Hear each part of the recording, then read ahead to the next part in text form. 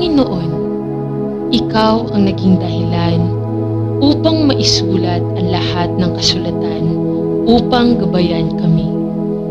Ituro sa akin ang mga katotohanang gusto ninyong matutuhan ko ngayon sa kapangyarihan ng iyong Espiritu Santo. Panginoon, alam ko na ang tao ay hindi nabubuhay sa tinapay lamang, kundi sa bawat salita na nagmumula sa bibig ng Diyos. Pakainin mo ako ng iyong salita at gawin akong manabik sa buhay na mana mula sa langit, ang tinapay ng buhay mula sa langit at ang tunay na tubig na buhay. Tanging nag-iisa lamang ang makapagdadala sa atin ng walang hanggang mana. Nawa ay buksan ng Espiritu ng lahat ng katotohanan ang aking isipan ngayon habang binabasa ko at pinag-aaralan ko ang iyong salita. Nawa ay tanggapin kong maakay sa lahat ng katotohanan at matutuhan ng kalooban ng Ama sa aking buhay. Bigyan mo ako ng kusang puso at pagkakataong ibahagi sa iba ang mga hiyas ng katotohanan na ituturo mo sa akin ngayon. Sa pangalan ni Jesus, Amen. Ama sa langit, na sa pamamagitan ng kapangyarihan ng Espiritu Santo ay naging dahilan upang maisulat ang lahat ng kasulatan upang gabayan kami. Idinadalangin namin na masigasig naming pag-aralan ang iyong salita. Basahin, i-bookmark, matutunan at maunawaan ang lahat ng iyong mapagbiyayang ipinagkaloob sa amin upang aming malaman ang iyong pagliligtas at ang iyong kalooban para sa aming buhay. Buksan ang mga mata ng aming isipan at ihanda ang aming mga puso sa pamamagitan ng kapangyarihan ng iyong Espiritu upang matanggap namin ang iyong salita ng may malaking kagalakan at nawa ay humayo kami ngayong gabi ng may pangunawa, malaman ng mas malalim kung sino siya. Nawa ay tayo ay tulad ni Job ay humanga sa kanyang kalwalhatian at kamahalan habang inilalahad natin ang mahalagang katotohanan na kapaloob sa mga pahina nito. At nawa ay sabihin natin sa Kanya, narinig ko ang tungkol sa Kanya mula sa aking mga tenga, ngunit ngayon ay binuksan niya ang aking mga mata sa espiritualidad, katotohanan at pag-unawa. Hindi ko naranasan noon. Ito ang aking hinihiling sa pangalan ng ating Panginoon at Tagapagligtas na si Jesucristo. Amen.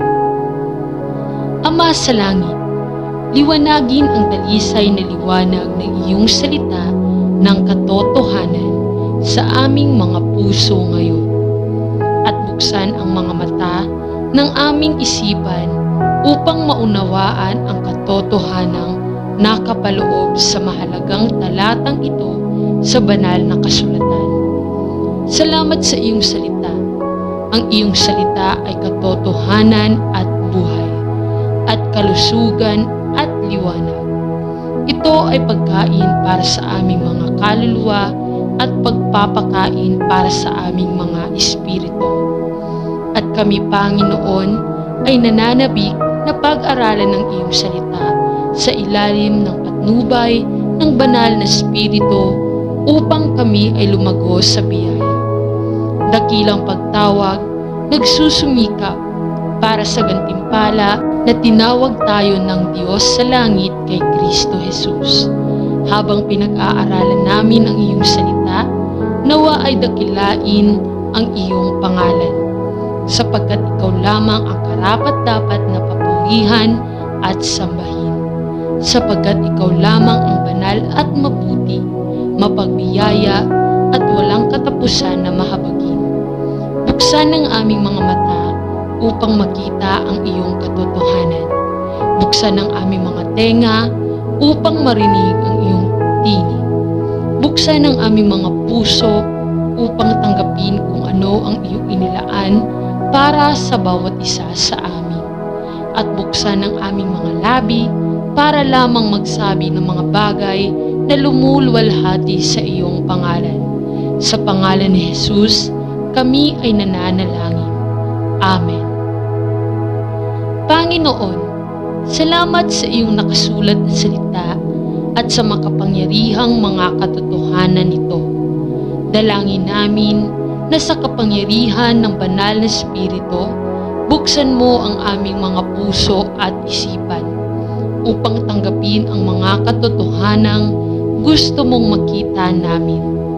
Nagdarasal kami, inihahanda ang aming mga puso at binubuksan ang aming mga isipan at binibigyan kami ng Espiritong madaling turuan na madaling tanggapin ang lahat ng gusto mong matutunan namin ngayon. Buksan ang aming mga tainga upang marinig ang iyong tinig na nagsasalita sa amin at alisin ang anumang naisip na mga ideya na maaaring nabuo namin sa partikular na sipi. Gabayan kami sa lahat ng katotohanan at panatilihin ang aming sariling panloob na tinig mula sa pag-iwas o sa pag-override sa banayad na tinig ng banal na Espiritu. At kung lumihis tayo sa katotohanan ng talatang ito, hihilingin nating huwag magkamali, ngunit tandaan ang mga katotohanan sa halip, nawa ay lumago tayo ngayon sa biyaya at sa kaalaman ni Jesus. Pakainin ang aming puso ng pananampalataya ng pasasalamat. Kami ay nananalangin. Sa pangalan ni Jesus, Amen. Panginoon, hinihiling namin sa iyo na ihanda ang aming mga tainga habang kami ay nakikibahagi sa pag-aaral ng iyong salita. Buksan ang aming puso at isipan sa mga misteryo at katotohanang nakatago sa mga pahina ng aming aklat. At nawa ay makatuklas kami ng malinaw na pagkaunawa sa iyong salita na nakatago hanggang ngayon. Bigyan mo kami ng diwa ng pagkakaisa at pagnanais na matuto ng bagong katotohanan habang binubuksan namin ang iyong salita. Nawa ay magkaroon tayo ng kagustuhang matuto mula sa guro. Nawa ay gabayan kami ng iyong banal na Espiritu sa lahat ng katotohanan at palawakin ang aming pangunawa sa iyong salita sa isang tunay at buhay na paraan. Sa pangalan ni Jesus, Amen. Idinadalangin ko po ito sa pangalan ni Jesus na aming Diyos at aming tagapagligtas. Amen. Sa ngalan ng Ama at ng Anak at ng Espiritu Santo. Amen.